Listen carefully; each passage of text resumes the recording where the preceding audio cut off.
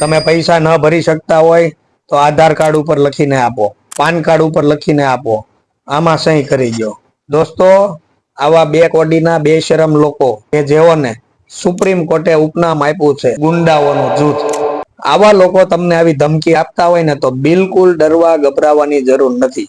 એને સ્પષ્ટ અને મોઢા ઉપર તમારે કહી દેવાનું છે કે સહી તો આજે નથી કરવાની ને કાલે નથી કરવાની. જ્યારે લોન લીધી ત્યારે બધી જ જગ્યાએ સહી કરેલી હતી. જ્યારે લોન લીધી ત્યારે ઓનલાઈન લીધી ત્યારે બધે જ ઓકે કરીને આપેલું હતું. એટલે આજ પછી આવી ખોટી વસ્તુ છે ધમકી મારવાની બાબત લઈને ક્યારેય પણ મારા ઘરે આવતો નહીં. બાકી તારે જે લીગલ પ્રોસેસ થતી હોય તું કરી શકે છે. આવું સ્પષ્ટ અને જે ભાષામાં સમજે ને ભાષામાં સમજાવી દેવાનું. બિલકુલ પણ માનસિક ટેન્શન સહન નહીં કરવાનું, ખોટા પગલા ભરવાના નહીં, ખોટા વિચારો કરવાના નહીં.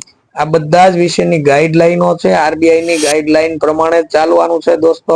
બિલકુલ ડરવા ગભરાવાનું નહીં.